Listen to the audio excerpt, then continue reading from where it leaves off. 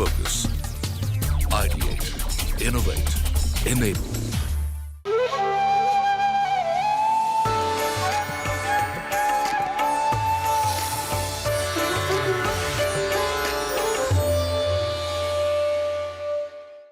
India's rich culinary heritage has always celebrated the consumption of millets. These ancient grains have been an integral part of our diets, providing nourishment and sustenance for generations.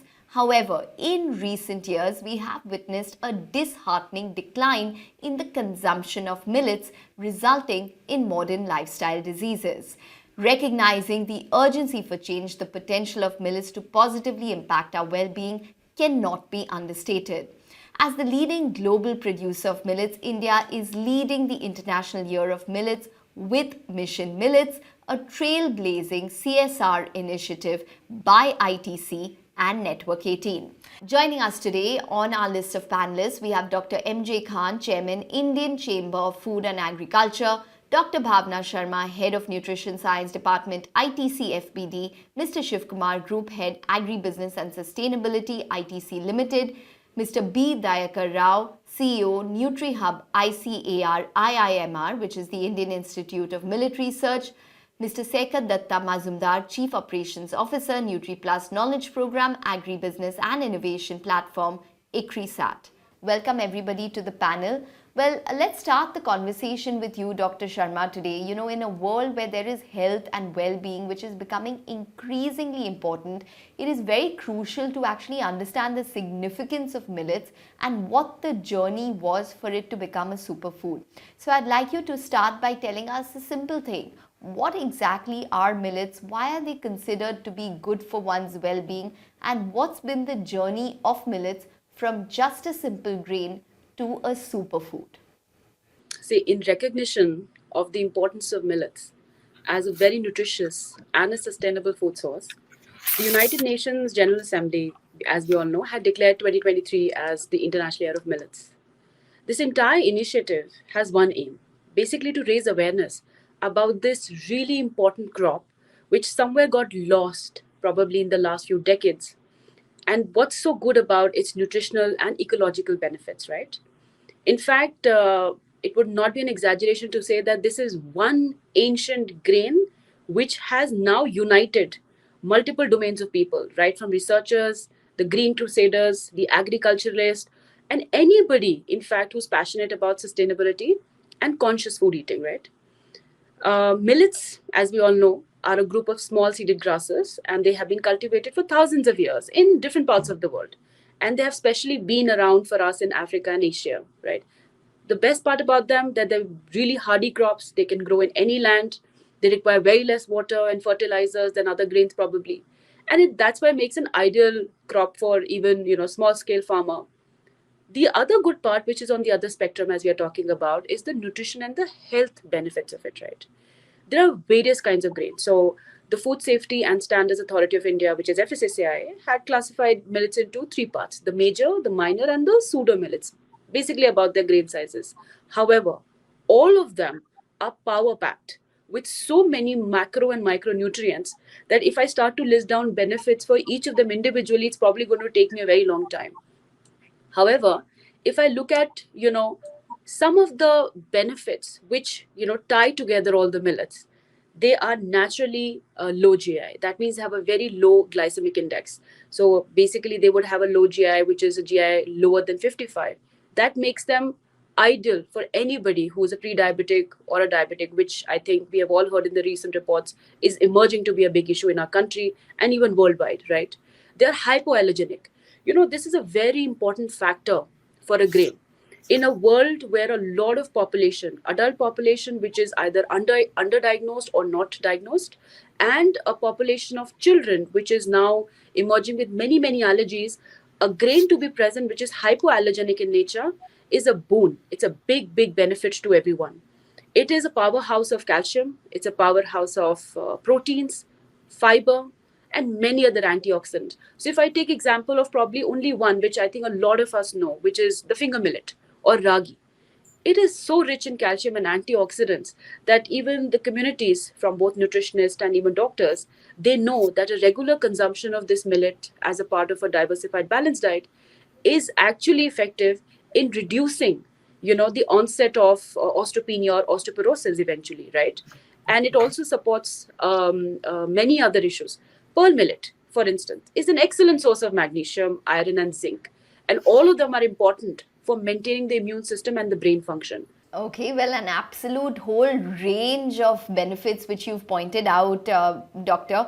Low GI, and there it is hypoallergenic, as well as the fact that it is gluten free. It has a high amount of calcium, protein, antioxidants. So there is every reason to eat millets in our diet. But Mr. Rao, I'd like to know from you, as we strive to make these healthier choices in our diets, it becomes crucial to understand the nutritional aspects which were pointed out and the health benefits of millets.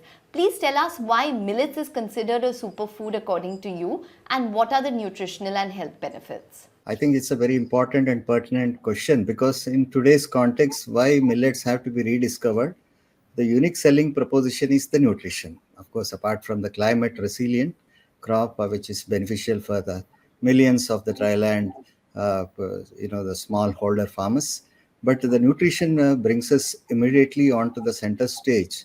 And rightly, especially in the context of International Year of Millets, the goodness of millets not only just should be restricted to India, but to the whole human world. So that's the reason I think India has taken a right step. But to talk about the nutritional benefits, I think for a single grain to have so many benefits is something very, very, very unique about the millets. Now, Dr. Bhavna was talking about a few of the things, but I would like to just emphasize about other things, especially the nutritional profile it has in terms of the minerals, vitamins, B complex vitamins, and antioxidants, and the rich dietary fiber. That is very important again in the modern context, especially when the NCD and non-communicable diseases are prowling like anything, whether it is diabetes or hypertension or any other, even obesity also. So, considering these points, when we just get into one by one, so I think each of the millet, there are three major millets, what we call as jawar, bajra, ragi in Indian names, but we have other six minor millets also, which are also really powerhouses of nutrition. So combined together, the millets form a very, very important echelon for our well-being also. Now, when you talk about the micronutrients, which are very important, because these are many a time what we are talking about, the hidden hunger, because outwardly you look normal, but then when your system says that you are deficient in various micronutrients, and millets are an excellent sources, and the greatest reason why we should include millets in our diets, because by nature they are really just bestowed with these benefits. Each millet has something very unique about it. Now, if you talk about bajra, or the major millet, which occupies about 50% of the total production of millets in the country, which is primarily grown in Rajasthan, it has a high iron, because we are talking about the anemia mukt bharat and all those things. Most of our public safety net programs were primarily with rice and wheat. Now, this is a big bet for us, how we can include bajra or pearl millet, which has the highest iron content in it, and also good iron, which can be absorbed and bioavailable also. And more so, the new cultivars that are coming up are biofortified ones, which also meets the RDF requirement of our iron also. I think this is a new development that is happening, so that you don't need to go for the artificial supplements, rather than a natural diet that can really impart to that. Now, coming to you, Mr. Mazumdar, in an era where environment sustainability has in fact become a global priority, it is imperative to explore agri practices that can positively impact our planet. So, can you shed light in terms of how millets contribute to environmental sustainability? Are there any specific environmental advantages of cultivating and consuming millets as compared to other crops? And could you also briefly highlight any genetic diversity of millets? Yeah, so I think a very apt question as to why millets should be mainstreamed. And one important point which needs to be considered is environmental sustainability, especially when we talk with respect to agriculture practices. This directly relates to the choice of that alternate crop which we are looking at. At present, it is rice and wheat which is dominating, but they are not environmentally sustainable. And what are these crops, the alternate crops, what should they do? And how do they make it, how do we say that they are environmentally sustainable? They should produce less greenhouse gases, number one. They must be less resource intensive, which means that they should require less of water, less of fertilizers, and less of pesticides. And they should, of course, which has been highlighted as a good source of macro and micronutrients, so that we could actually address the issues of nutrition and health and safety, nutrition and dietary diversity. So if you look at all these 3 points in terms of greenhouse gases, resource intensive, and also good source of nutrients, it is millets which have the most desirable attributes, which we have highlighted. And of course, millets have are hardy crop, and they grow in short duration. And what is the reason that millets are hardy crop? It is because unlike wheat and rice, which are C3 crops, these are C4 crops, and they have a different cycle, which makes them less resource intensive, which means they require less of fertilizers. They can grow in soils which are not as much requirement of, nutrients. They use the nutrients very efficiently from the soil. And of course, the water and pesticides requirements are also less because they're also hardy in terms of their resistance to pests and diseases. So if you look at this angle, then, and also what are these millets, I would like to highlight first. If you look at the FAO, there are 11 millets which has been highlighted. They are pearl, proso, foxtail, barnyard, little, kodo, brown top, finger, guinea millet, as well as fonio, sorghum or the great millet, and teff. So all these millets actually qualify in terms of being environmentally sustainable. And further, if you look at in terms of the greenhouse emissions compared to, say, rice or wheat, if you actually see the carbon equivalent emission in terms of kg of carbon per hectare emitted, rice would emit at around 4,500 and millets would be around 800 odd. So you can see that this is the difference in terms of what millet does in terms of managing the environment and making it more sustainable, because it releases less of the greenhouse gases, especially the CO2. All right, just hold your thoughts. Time for a short break. We'll be back in a jiffy.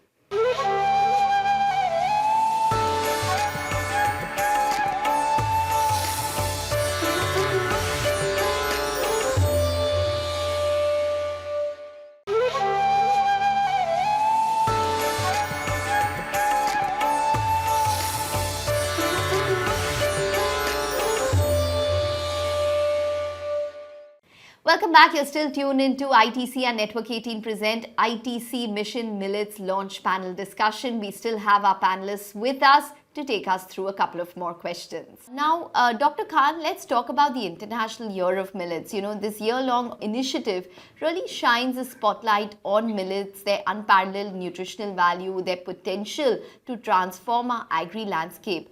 Can you give us a sense in terms of the significance of the International Year of Millets, its objectives? What are the key initiatives and strategies in place to promote millet cultivation, processing, consumption during this particular year? You see, the world is facing three key problems today. One is the climate change and therefore the consequences of climate on food security and food production. The other is the nutritional insecurity. India particularly, if you see that world is by and large food secure, even Africa is. India achieved surplus situation almost 20 years back in across the crop segment commodities, except of course the oilseed. But we are ranking very high on the nutritional insecurity, ranging from 18% to 32% on various parameters. Third is, of course, the trade. India's share in the agriculture production is close to 10% of the world agriculture at $550 billion out of $5.5 trillion of the world agriculture economy. But we are just 2.2% in the world trade. And the farmers' share in the consumer's pie that has also declined over a period of time. So these are the key challenges. Now, millets are one silver bullet which addresses all these ailments. So putting the spotlight back on the crops which are almost lost, because if you look at the acreage in the last 5 decades, the acreage has come down almost by 50%. But let me congratulate the scientists that they have been able to develop the varieties, that the yields have gone up. This year, the production has gone up by almost 3 million tons. So today, on the India's proposal, the United Nations declared 2023 as the year of millets. This brings into focus all these efforts that have been undertaken and initiated by the government of India level. But more importantly, the role that industry is playing today. Look at ITC, the pioneering efforts it is doing. Tata's role that they are playing. So many companies that are coming up, and most importantly, the startups, 300 startups in millets, they are coming out with the innovation, unseen before. So in terms of bringing the spotlight on the millets, today India is going to be the biggest beneficiary, accounting for almost 20% of the all millets and almost 40% of the all millet production. So therefore, for India, the world trade is going to expand substantially because Indian embassies world over are celebrating, India is going to gain. Sure. Mr. Shivkumar, coming to you now, through innovative approaches, educational campaigns, as well as strategic partnerships, ITC has been instrumental in giving awareness or providing awareness to communities about the immense value of millets and it being a nutritious as well as sustainable food source. So can you provide us insights into the actions which are being taken by ITC as its group, as a part of the Mission Millets initiative? How is the organization really working to raise awareness at this point in time? And how is ITC helping millets get back on the tables of Indian households? Yeah. We have heard from other panelists that millets obviously is a superfood, wonder food, smart food, nature smart, and so on, with all the benefits accompanying it, whether on the consumers or on the planet and for the farmers. I think given all this, millet should have taken off by now at a far different level than where we are. Out of even a reduced production level of 20 million tons of millets today, not even 1 million tons is going as value-added consumption to the various segments of consumers that we talked about. So obviously there are some barriers that we need to deal with to be able to take it there. It has a center of plate opportunity as a more nutritious staple. It has a snacking opportunity as a healthy snacking, and therefore the opportunity is large. So in terms of all the efforts that need to go in, need to be on the front of understanding the barriers as importantly as we are understanding the benefits. If you look at from a consumer side, while there is a broader awareness that millets are good, which millet is good for what purpose, what is good for me, is one area that there is still a gap that needs to be worked on, and therefore that's one focus area for ITC Mission Millets. The second is that in the taste front, one is used a lot more across the country. The pellets for a lot more for rice and wheat, whereas much less used to the millets, certainly for center of plate. Snacking has improved a little bit because taste is either masked or enhanced with things like sugar or spices. But taste is one area that the effort is required, and that's the area that we are working on. Look and feel of the food is also an issue. Color and texture, not as refined as rice and wheat. That's an area to be worked on. And at a household level, cooking time and effort is also an issue, much longer and more inconvenient compared to rice and wheat, because the soaking that is required before cooking and all of that is also key. And then prices are also a little high, is what a number of consumers feedback.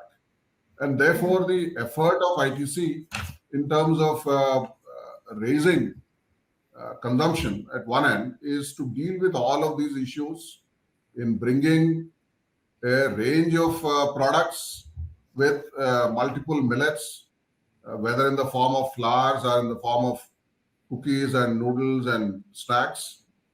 Okay. All right. Well, before we wrap up this conversation, Dr. Sharma, I wanted some thoughts from you to gain a deeper understanding of how ITC's efforts are in fact supporting millet farmers, promoting sustainable cultivation practices, and ensuring the availability of high quality millets.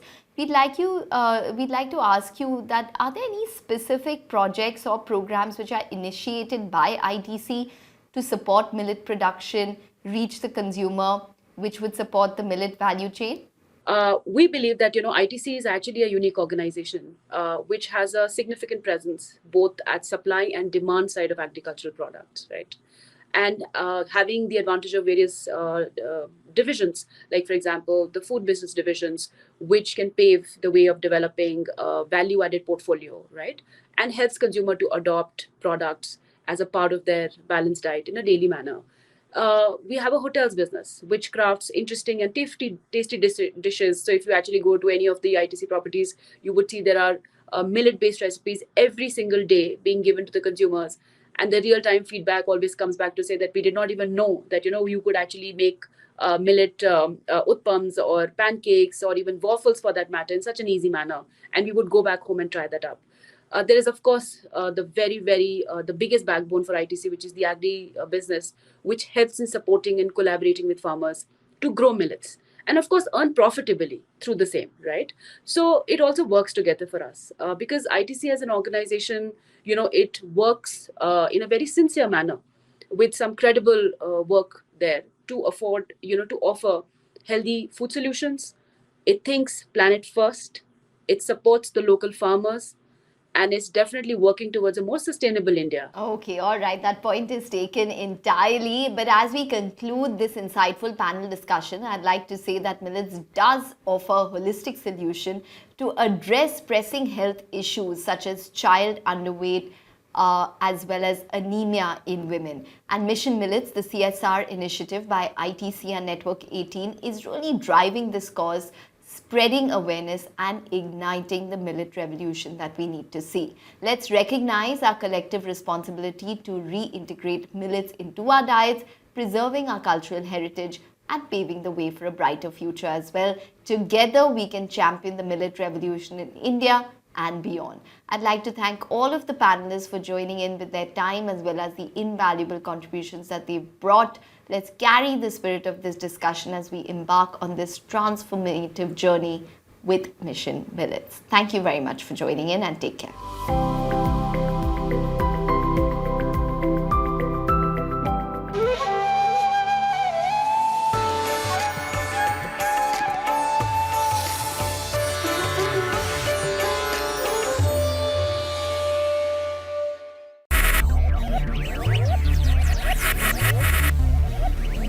Focus, ideate, innovate, enable.